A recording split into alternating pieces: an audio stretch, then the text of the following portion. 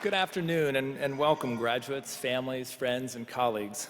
It's my pleasure to make some comments about our graduating master's and Ph.D. students and the degrees that they'll be receiving today. The students graduating today have all completed outstanding work as individuals and parts of teams from a wide range of scientific fields. Today we celebrate artists who've trained in medical illustration, cell biologists working to cure cancer, and biomedical engineers learning how to grow new organs. While our students train in these different areas, each leaves with strong critical thinking skills and the resiliency to tackle the toughest challenges. The skills and qualities that you developed here at Hopkins will serve you well in your future careers. But what will those careers be? Over the weekend, I read an essay that my 10-year-old son Bennett wrote for school recently titled, "In 20 Years." I learned that he plans to be the center striker for the Barcelona soccer team, and if that doesn't work out, an astronomer. But importantly, either way, he will make sure to set aside time for his hobby of making things out of paper clips. So looking back, few of you would have imagined yourselves in these seats 20 years ago and dreamed of all of your accomplishments. You made it here through the support of your parents, family, and friends, and I encourage you to thank them today. Each of you will follow a different path after graduate school, and now you should write your own In 20 Years essay. In it, I urge you to set lofty goals that will help solve the world's biggest challenges, but all the while setting aside time to make things out of paper clips. We, your teachers, faculty, advisors, and mentors, are extremely proud of you and all that you've accomplished. From all of us, congratulations to the graduates of 2016.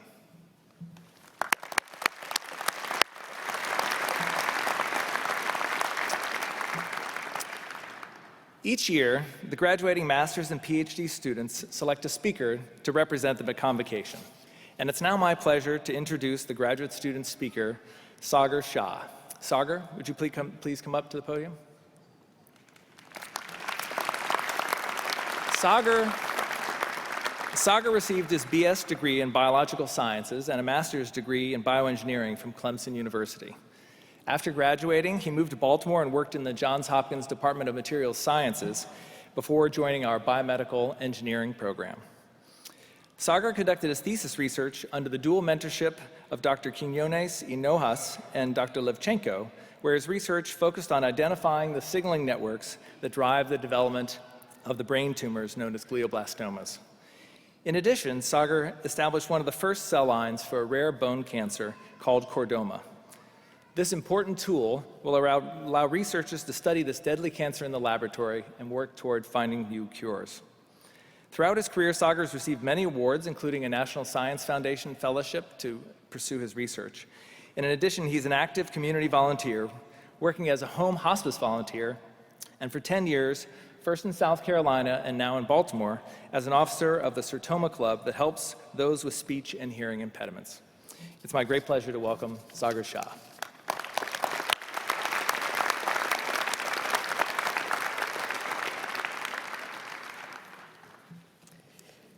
Good afternoon. It is an honor to speak on behalf of the class of 2016. Today marks an important milestone in our educational journey, a long and memorable one. While reflecting on my time at Hopkins, I began to realize the similarities between my experience as a graduate student and the dynamics of a relationship. Well, let me elaborate. First, picking a research lab is like dating. You know those days before you could just swipe right when you're trying to meet someone at Bond Street, you see someone that you're interested in. Now, picture that country song by Sam Hunt, Take Your Time. For those of you that are not familiar with that song, the song starts off like this. I don't know if you're looking at me or not. You probably smile like that all the time. I don't mean to bother you, but I just couldn't walk by and not say hi. Well, this is like finding a lab that you're interested in. And the song proceeds with more of your thoughts. And I know your name because everybody here knows your name, and you're not looking for anything right now, so I don't want to come on strong, don't get me wrong. Now, ladies and gentlemen, let's be honest. We don't want to seem too eager, too desperate. We still have our egos, but at the same time, we're nervous. Thankfully, most of our departments allow us to rotate in different labs, unlike an arranged marriage. So eventually, we find the right match. After a few months of dating, we commit to a lab and begin our journey together. Like most relationships, we have that honeymoon phase. We're learning a lot. We're fascinated by even a simple Western blot. Yes, everything is fine and dandy. We're generating data and moving our projects forward. But like any relationship, we have those lull moments. Nothing works. Not sure if this was even a good idea. And like Drake said, it feels like you started from the bottom, but we're still there. But then your PI and your lab try to console you, and just like that Sam Hunt song, you hear the following. He doesn't want to steal your freedom. He doesn't want to change your mind. He doesn't want to wreck your Friday. He just wants to take your time. Well, my research did take my time and at times wreck my Fridays. But eventually, this low point slowly subsides because your experiments start to finally work. Yes, you're bringing sexy back to your projects, you're productive, generating data, and attending conferences like it's a lover's paradise. You know, like that song, work, work, work, work, work. So soon, you hear your PI say, I don't care who you are, where you're from, what you do, as long as you publish who you are.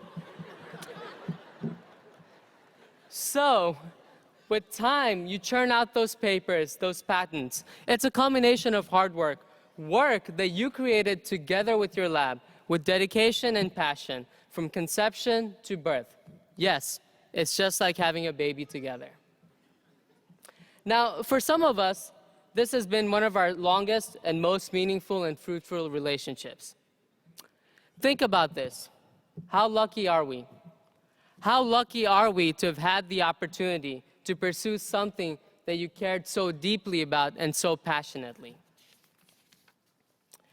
You know, I learned from the best and brightest minds to understand and appreciate the mysteries, the complexities, and the beauties of nature and science, to derive solutions for some of the most complex problems. I am truly grateful to my PI, to my lab, to my professors, my colleagues, and teachers who nurtured me at every step of the way. They allowed me to grow as an independent, inquisitive, and creative student. I'm now even more energized about my path ahead. And now here we are at an important point in our journey. With the guidance of our mentors, we map our next adventure. And from here on, the relationship continues to expand as we look for another partner to advance our career. You see, this isn't just my day or your day to celebrate.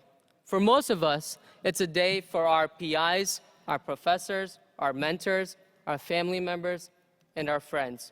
All those who supported us, encouraged us, lifted us during our long-term relationship. You see, we're a product of a unique journey. My parents sacrificed their lives and professional careers in Tanzania, East Africa, to immigrate to the US when I was 15 years old so that my siblings and I could live and pursue the American dream.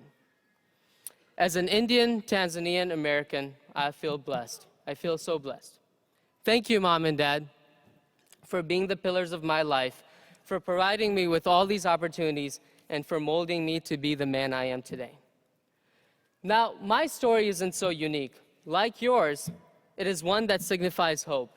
But at the same time, it comes with great responsibility, not just to your professions, but to the society that is in need of understanding diseases, unraveling the mysteries of nature and science, and finding cures for our patients. Remember, our responsibility goes beyond that, teaching the next generation and serving our communities. In closing, I have one request. I challenge you. I challenge you to use your degrees as a platform for public good, for not just advancing your respective fields, but also using your mantle to lift our communities. Once again, congratulations, class of 2016.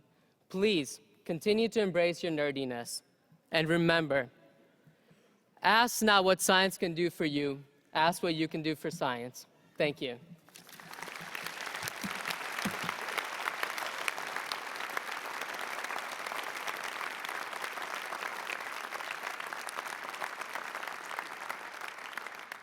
Dr. Margolis will hood our student speaker, Sagar Shah.